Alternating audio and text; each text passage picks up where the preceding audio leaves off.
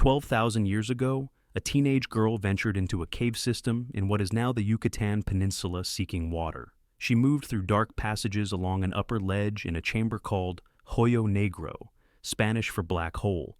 Then she fell. The pit wasn't the flooded abyss we see today, but it was deep enough. She landed in a shallow pool at the bottom. The impact shattered her pelvis. The pain would have been overwhelming, movement impossible. The walls were sheer. The chamber was pitch black. There was no escape. She died where she fell, 15 or 16 years old, alone in the darkness. In 2007, technical cave divers descended into that same chamber, now flooded and kilometers from the nearest entrance. On the cavern floor, they found her skeleton, remarkably complete. The most complete skeleton ever recovered from the earliest period of human presence in the Americas. Scientists named her Naia. And when they extracted DNA from a single tooth in her jaw, what they found didn't just solve a mystery. It fundamentally changed our understanding of how human bodies evolve. The world Naia lived in was vastly different from ours. Ice Age glaciers still covered much of North America. Sea levels were nearly 120 meters lower than today, exposing coastlines that have long since vanished beneath the waves. The Yucatan was shaped by limestone bedrock, slowly dissolved over millions of years by rainwater, creating vast underground cave networks.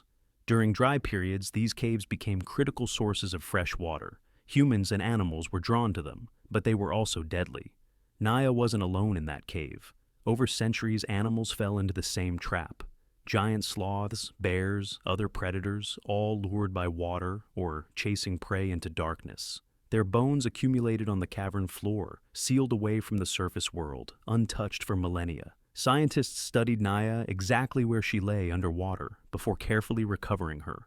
Remains between 2014 and 2018. They used high-resolution photography and three-dimensional imaging to document every detail. Then they began asking questions. First, how old was she? Researchers used radiocarbon dating on her tooth enamel and uranium-thorium, dating on mineral crystals that had formed on her bones. Both methods pointed to the same time frame. Naia died between 12,000 and 13,000 years ago, near the end of the last ice age. Her bones told a story of hardship. Harris lines, thin, dense marks visible on X-rays, showed where her growth had temporarily stopped during childhood, likely from illness or malnutrition. A healed spiral fracture on her forearm suggested trauma. Analysis of her pelvic bone revealed scarring that occurs during childbirth. Despite being only 15 or 16, Naia had been a mother. She had lived a full, difficult human life in a demanding world. Then scientists examined her skull, and this is where everything became complicated. Naia's skull didn't look like those of modern Native Americans. Her face was narrow and angular, her forehead pronounced. Her skull was long and narrow, rather than broad and round. These traits matched other ancient remains called Paleo-American skeletons, including the famous Kennewick Man found in Washington state. For decades, these distinctive skulls had confounded researchers. They appeared so different from later indigenous populations that many leading scientists argued the earliest Americans must have been a completely separate group. Perhaps they were related to populations in the South Pacific, or even Europe who arrived first, only to be replaced by a later, unrelated migration from Asia. The two-population theory gained widespread acceptance. Some researchers proposed that the first wave came from Southeast Asia or Polynesia, pointing to supposed similarities between Paleo-American skulls and populations in those regions. Others suggested connections to European populations, particularly when DNA analysis of Kennewick Man seemed to show unexpected markers. The media ran headlines about ancient Europeans in America, suggesting a lost white population that predated Native Americans. Physical anthropology had long treated skull shape as a reliable marker of genetic ancestry. If the skulls were different, the people must be different. The logic seemed airtight. Archaeological conferences became battlegrounds over competing interpretations, and at the center of the debate was a simple assumption that everyone accepted.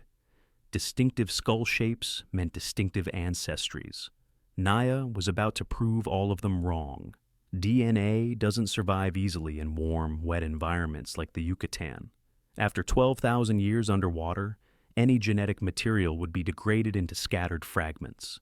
researchers had one option: a single wisdom tooth. From that tooth, they extracted mitochondrial DNA, the genetic material inherited only from the mother. This type of DNA is particularly useful for tracing deep ancestry because it's grouped into haplogroups, genetic families that share a common maternal ancestor. Among Native Americans, the vast majority belong to just 5 haplogroups, labeled A, B, C, D, and a rare group called X. These genetic signatures link indigenous peoples of the Americas to ancient populations in Northeast Asia. When Naia's DNA was analyzed, the result was unmistakable. She belonged to haplogroup D1. This haplogroup is found almost exclusively among Native American populations today, particularly in South America.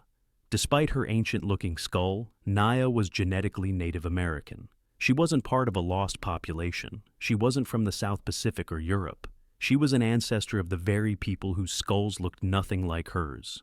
The two-population theory collapsed instantly, but this created a deeper mystery. If Naia was genetically Native American, why did her skull look so completely different from her own descendants?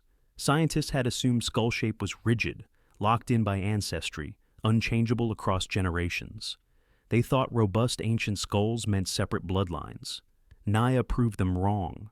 The dramatic difference wasn't about different races. It was about rapid evolutionary adaptation.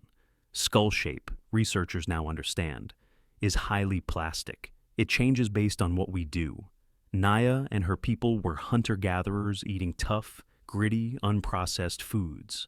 This diet demanded massive jaw muscles. The mechanical stress of constant chewing literally shaped their skulls into robust, narrow forms. Over thousands of years, as diets softened and agriculture emerged, human faces evolved. The stress on the jaw decreased. Skulls became broader and more rounded. The change happened within just a few thousand years, far too quickly to be explained by genetic drift or population replacement. This revelation fundamentally changed evolutionary biology. Physical traits that scientists had treated as fixed markers of ancestry were actually flexible responses to environment and behavior. Anatomy wasn't ancestry. The body adapts far faster than anyone had imagined. Naia provided the missing link. She was the proof that phenotypic plasticity, the ability of organisms to change their physical form in response to environmental pressures, operates on human timescales. Her skeleton showed genetic continuity with modern Native Americans, while her skull reflected a completely different way of life. The discovery ended decades of debate. There was no lost race, no separate population, no mysterious disappearance, just humans adapting to their environment, their bodies responding to the demands of survival while carrying their ancestry forward through time. In a dark cave in Mexico, a teenage girl's final moments preserved something extraordinary. 12,000 years later, she revealed how quickly human bodies can change while genetic identity remains constant. Thanks for watching. If you're fascinated by how ancient DNA is rewriting what we thought we knew about human evolution, make sure to like and subscribe so you don't miss the next discovery. This is Hidden Strata.